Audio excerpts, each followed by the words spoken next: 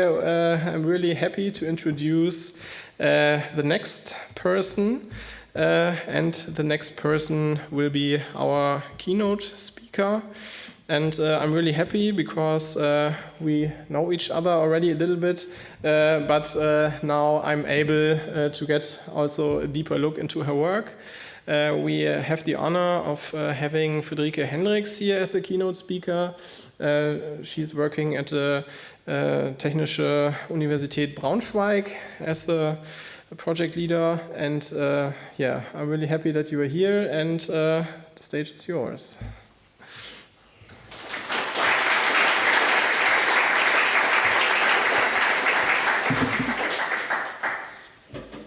Yeah, thank you for the kind introduction. I'm also really happy to be here because when I was last in Hanover meeting a few of you and your project, you were really at the start, and it'll be quite interesting to learn more of this project as well.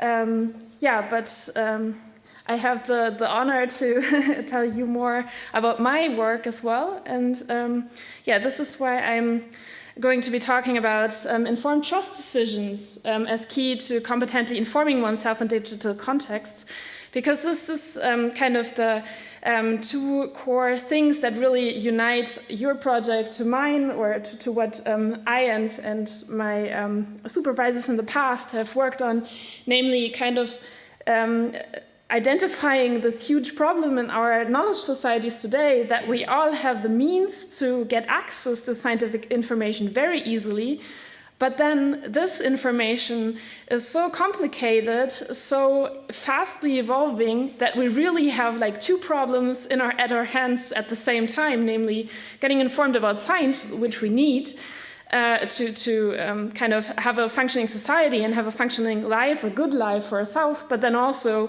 deal with all this technology. So I think your project is really timely, and I'm really happy to present a little bit of what I've done in this huge area that has to be explored in the future, because I think it interconnects really well. The first thing I want to say, and I think this is pretty clear to you, but kind of setting the stage, climate change I conceive as a social scientific issue.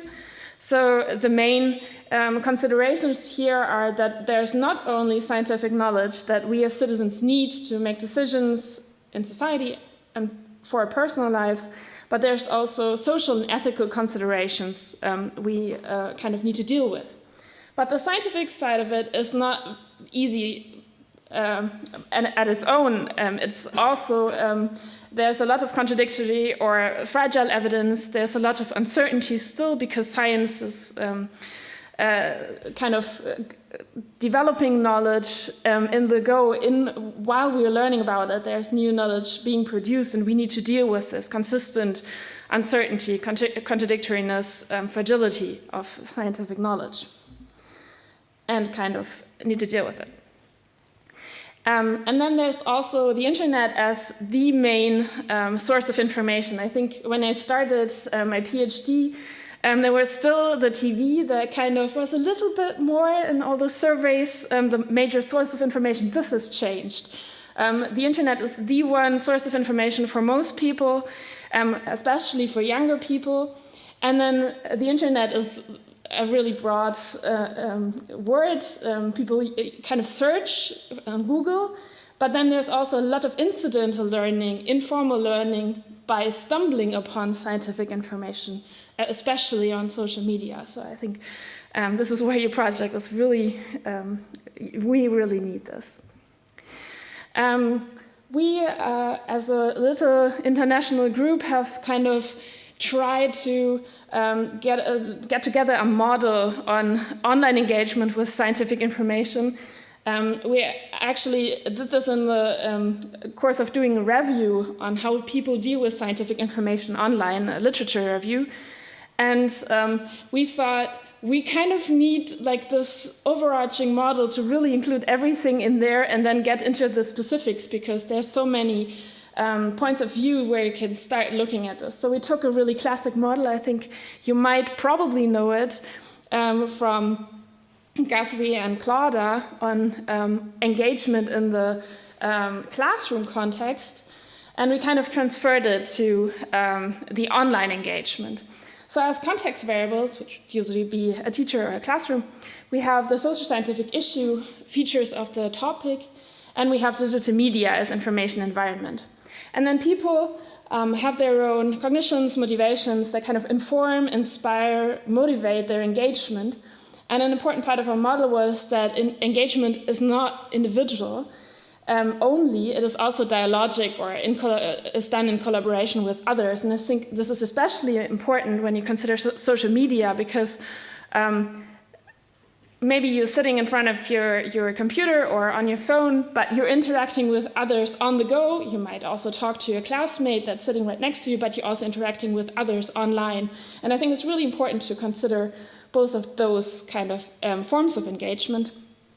And then it was really important for us to think about or differentiating not only people engaging with scientific information, but also including their aims and what they want to arrive with. And we defined everything as epistemic, their epistemic aims, or we took it on from models of epistemic cognition, that really people go into all this process, maybe incidentally, but when they engage with scientific information, they must have epistemic aims. They must have to learn or want to learn what is true, what they can believe in fully. So this is the core of epistemic cognition, kind of being motivated to follow your own epistemic aims, to find out what is true, and then engaging in all sorts of processes and collaborations to find then an epistemic end, and then maybe they start another engagement episode and so forth.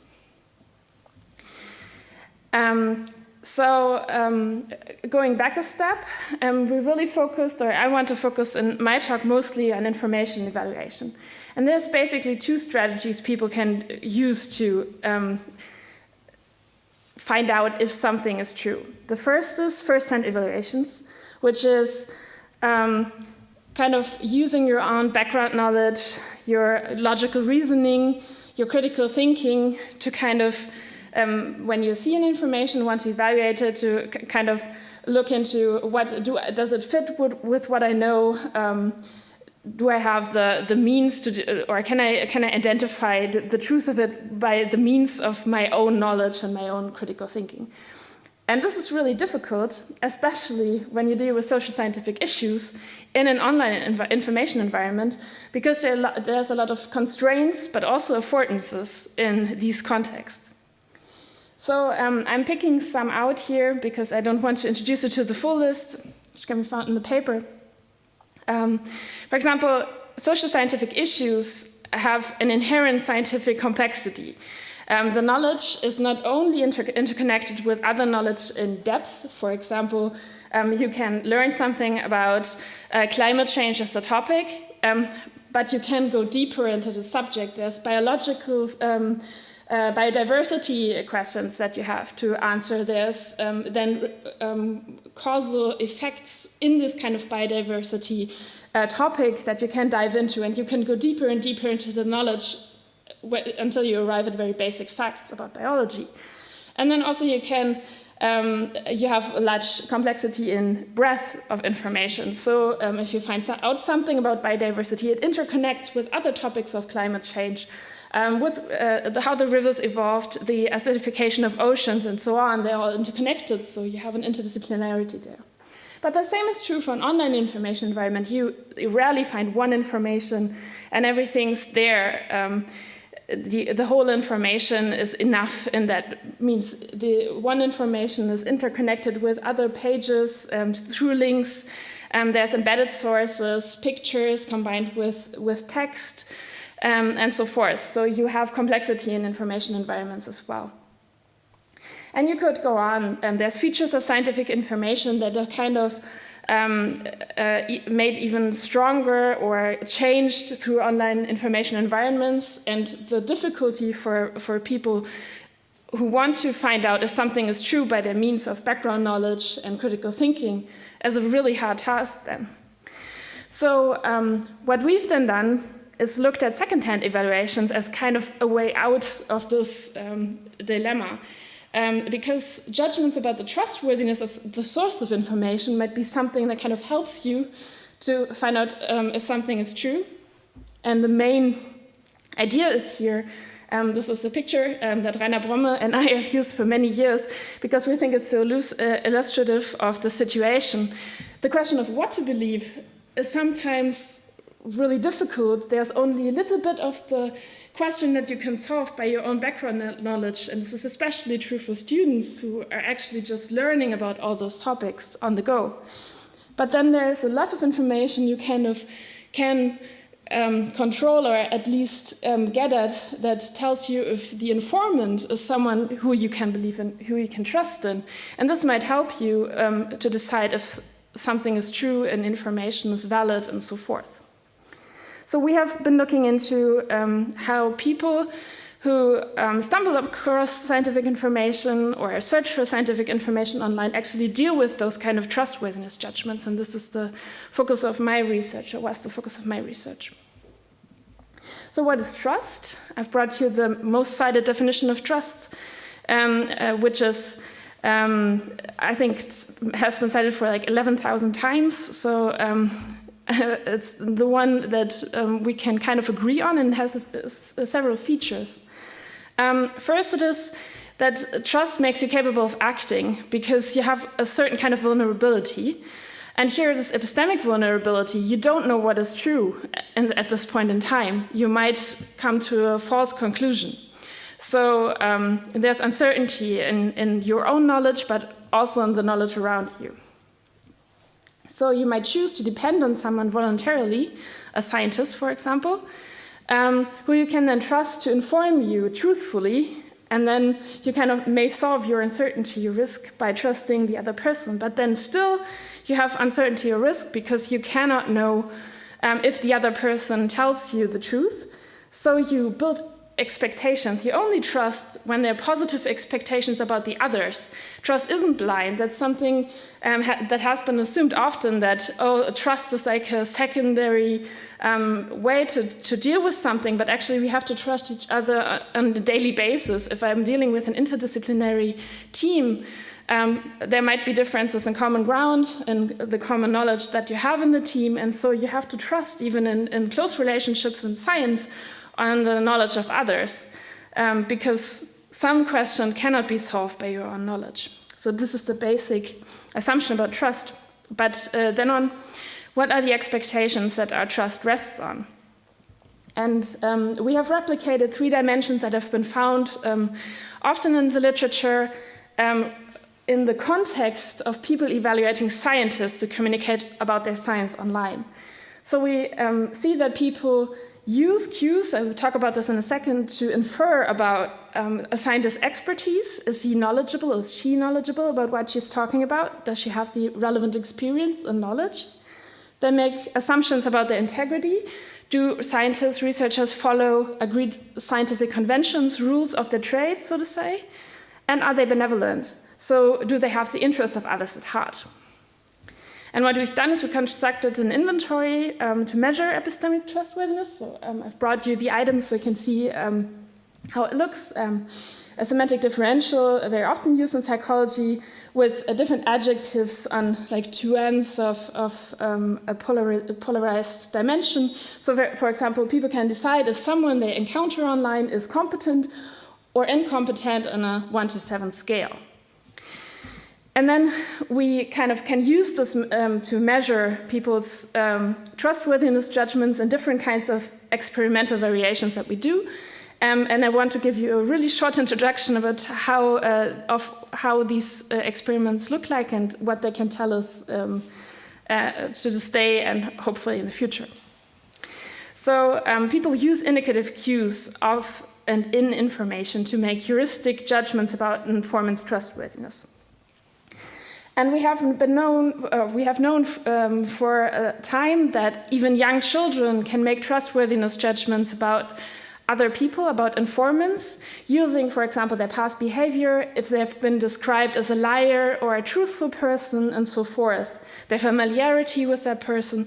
So even very young children, about 3 to 4 years of age, are able to infer the trustworthiness of others. So we can assume that people are very prone to making those kind of judgments, to be able to collaborate with others and to learn from others. So we wanted to see if in the context of online information, people also use indicative cues to infer the trustworthiness of speakers. And what we did was we did experimental studies and presented people with blog entries that scientists wrote, or supposedly wrote, about, in this case, neuroenhancement. And then we presented them also with comments, something that is an additional information that you encounter often in online environments. And then in 2 experiments, very different things. For example, in the comments, it was a scientific critique introduced. In another experiment, it was ethical aspects to the topic that we introduced. But this was not the only thing we varied. We also varied who introduced this critique or these ethical aspects. So I'm combining these 2 experiments here to give you a brief overview. We presented them, there's a little bit of information about the sample, with the blog entry you just saw, and we either gave them no comment, we gave them comment where another expert said, well, here are ethical aspects to consider that the other scientist hasn't mentioned, I'm going to add them now, or there's a critique, the conclusiveness of the evidence is not really good, we need to do further studies. Or the scientist blogger himself added this kind of information. Basically the same information, a different source of the comment. And then we let people rate the epistemic trustworthiness with our inventory. And what we found was that people actually were very sensitive of the trustworthiness of the speaker and varied their judgments accordingly to what they've just read. So there were higher ratings of integrity and benevolence when the responsible scientist blogger themselves introduced the additional information, be it ethics or criticism of their own work. And the expertise was also affected, but only when another expert said, well, the first expert wasn't really conclusive with what he said and the results are not as conclusive as we have thought. So if there was a critique by someone else, this was kind of detrimental to expertise rating, but when the scientist blogger disclosed information themselves, this was not detrimental, so they gave them a kind of benefit of the doubt because they themselves offered detrimental information or not so good information about their work, so expertise was not affected in this case. So this was not only the only experiments that we did on this topic and colleagues have done, and we know a little bit about what people look for in online contexts when they judge the trustworthiness of informants. So this could be source attributes, it might be just the title, a professor, a doctor, but also communicator motives. If it is said or it is indicated that people want to inform you truthfully, this is considered in trustworthiness judgments. Also advocacy, something that has been studied in the context of climate change. If people advocate for climate solutions, geoengineering, for example, this is taken into account and might inform trustworthiness judgments, but only if you agree they're positive. It might be also negative if you don't agree with those kind of solutions. Then there's also message attributes that are considered. So language features, for example, using technical language is usually good for your expertise, at least when you're in the context of science and saying that you want to inform people about science. Conflict and uncertainty is not detrimental. In fact, it is sometimes even beneficial to your trustworthiness. People expect uncertainty in the context of science and do not punish scientists for concluding those. So it is something that we actually recommend to include uncertainty in scientific communication. And then also a different feature of uncertainty, two-sided argumentation. If you give both sides of the story, so to say, it is also beneficial to trustworthiness judgments. And then there is communicative behavior of the source, which you've already seen in my experiments, because if a person, a scientist, gives detrimental information, for example, oh, I made a mistake and my results were not as conclusive as I've previously thought, this is also beneficial to trustworthiness judgments. So people are also vigilant of the communicative intentions. Do they want to inform me truthfully? So to conclude, what have we learned? We know that what to believe is sometimes hard to answer because we don't know the facts. I, as a psychologist, don't know many things about climate science, and I really need to make decisions because I'm a citizen in this country and really want to be informed and also politically, democratically decide on those issues by voting, for example. So what we need to do in education, I think, is really supporting the literacy, the scientific literacy, but also the media literacy, to support students' reasoning about those kind of claims that they find online. But it's equally important, we think, as people who study trustworthiness or trustworthiness judgments, that we support students in reasoning about the trustworthiness of sources. And I know that you actually, in the projects, also study questions like this, and I'm really interested in finding out what you do there, actually. So finally, I want to say that we can, and this has often been done, see trust as something not as good as being a scientifically literate person who knows a lot of science and a lot of facts. But actually, trustworthiness judgments and making judgments about whom to believe can really help you in those kind of conflicting, difficult, uncertain contexts of climate change or online information.